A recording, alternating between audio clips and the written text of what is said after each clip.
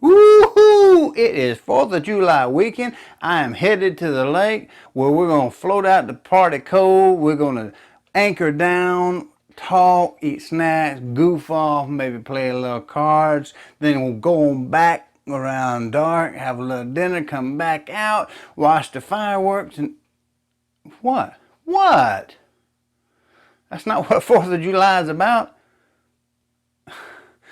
But I got my pirate do-rag on and everything.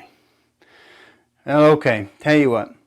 We got a show. I guess we go ahead and segue into it after the opening. But we'll come back, do a little disclaimer. Gotta do them. Come back, have us a little quick refresher. All right, see you in a second.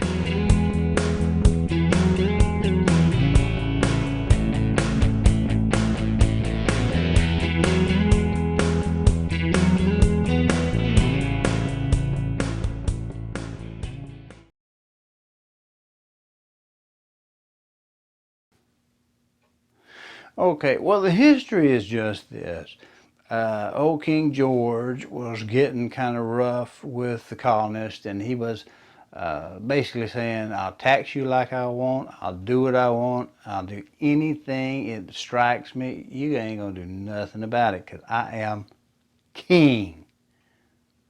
You are my subjects. Now, the old boys down in Boston didn't much like that, and they're kind of getting tired of that crap. So when he jacked up some tea tax to kind of cause some economic pain on the subjects, they demonstrated peacefully and dumped that tea in the water. And old Georgie Porgy, back in Jolly Old, when he got the news of this, well, he wasn't real happy with it. So he told his boy, Thomas Gage, you take you some bras down there and you stop this. You stop it. You put this stuff down now, boy. So Thomas Gage, he's military governor and commander-in-chief of the British forces occupying Boston.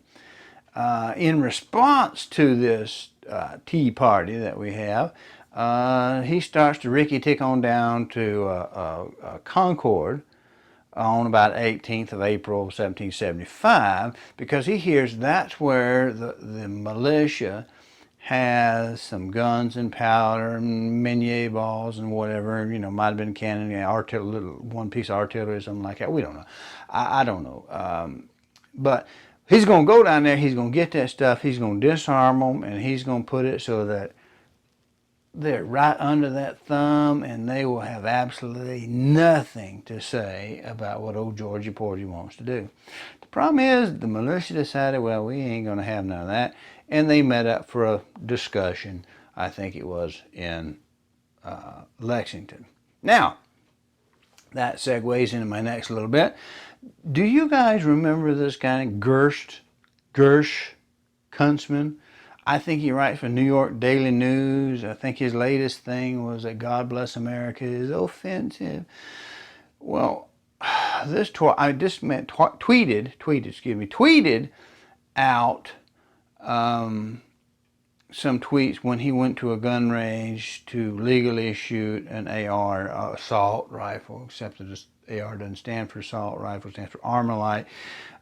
Company that a guy named Eugene Stoner, you can check me out if you don't believe it. Eugene Stoner worked on when they designed this weapon. Initially, a version of it was for the military. What people have around here is the civilian version, you know, look the same but completely different. But anyway, Gersh Huntsman, yeah, I think that's how you pronounce his name. That's his name, right? Huntsman, you know, rose. Well, if I apologize to get it wrong, because a rose by any other name would still smell as sweet. You know what's in the name. But Mr. Huntsman, you know, it was so traumatic because it was such massive recoil. It bruised his shoulder. The noise was deafening, and you know, we had some pretty serious ear protection on, and it was still loud. And the brass flying by his head gave him PTSD temporarily because it was just so scary just shooting his, and the reaction, of course, to this blatant stupidity and obfuscation of the truth was some people had their 7-year-old shoot the gun. And well, let's take a look at this. Move to the next. This is a 6A SPC. it shoots this rascal right here. Still not very big. It's still fairly small. But this is a 223. Now this is a 223 5.56. There's a little technical differences in between the two, but basically it's a little bullet, 22 caliber, a little bit of powder behind it, 6.8, bigger, more power, bigger bullet. Usually a 55 or 65 type grain bullet on this side. This one, this particular one is 90 grain. The rounds I work up for hunting deer are 120 grain, same case. But that's not really the biggest thing. What people don't realize is the 223, on a military concept, when they switched from the old 30-06, 30 caliber 7.62, they decided, well, we don't necessarily want to kill you, because then your buds just run past you, remembering battlefield kind of tactics type thing. They're going to run past you and go do all they can do. But if we were to wound you, not kill you, as this little dude is good for, what it will do is you'll be incapacitated. It'll take 1 or 2 guys to bring you back, to take you off the battlefield, to nurse your wounds, to get you. It's a battlefield concept. So, different bullet. Now, that leads me segue gently into this. I got, this is my next bit anyway. Got a little round camera, a little electronic camera. It's a sports camera, they call it. It shows right here on. There's a little bicycle. I can't tell you where I bought it or how much it was or where it came from, because quite honestly, they're not sponsoring me, and I don't like giving stuff away for free. But this dude right here was bigger than 1 inch. And I thought, well, I don't have any way to make like a little gun-mounted camera with it. And then I thought, well, yes, you do. Actually, let me put him up here. Let me get him on there.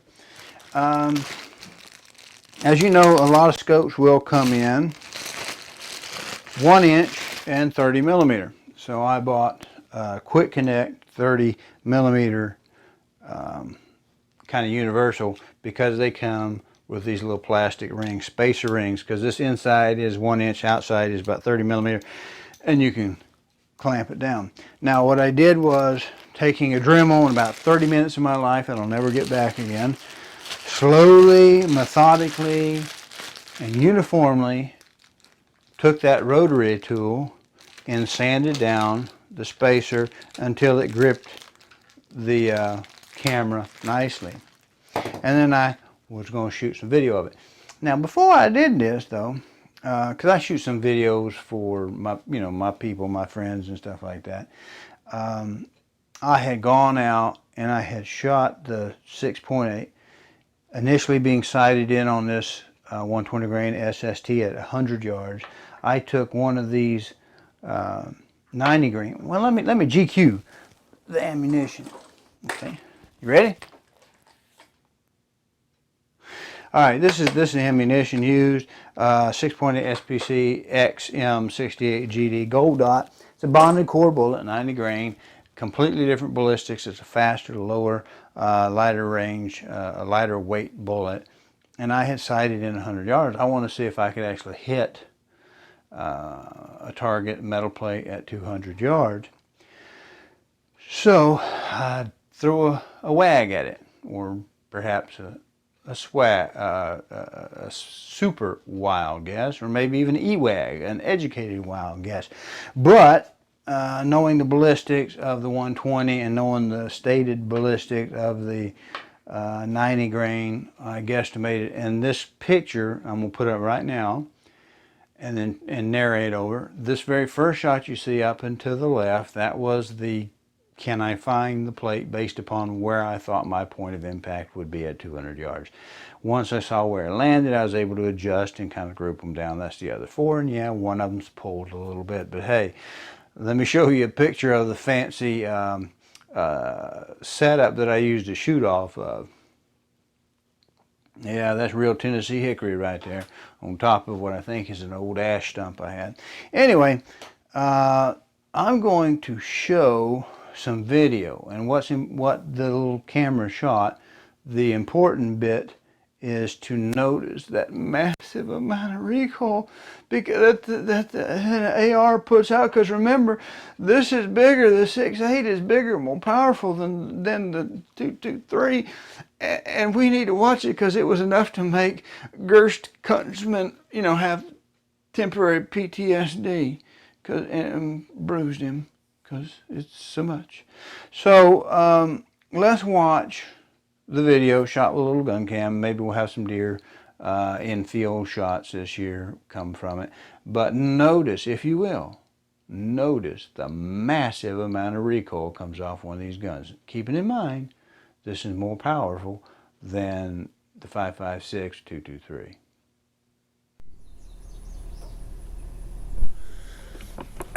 Okay, we're down.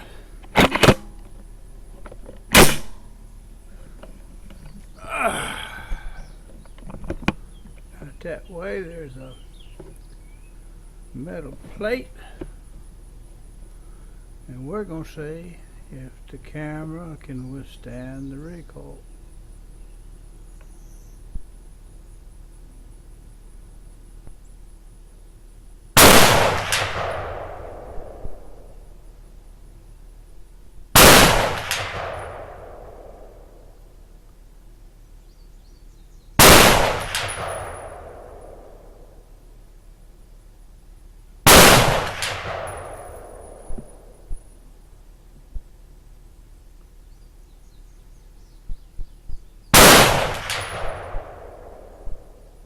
Well, that wiggled 5 times. Let's go see what it looks like. I don't think it'll show good enough to see it from this distance.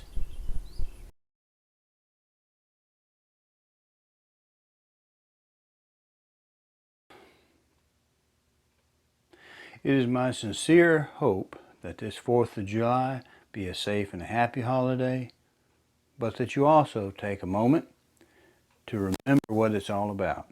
It's about a unique idea, a constitutional republic, that power derives from the people to the government, not is precipitated down as some right from a monarchy or some other form of dictatorial benevolence. That people have fought and died all over the world for this concept, and they should be remembered.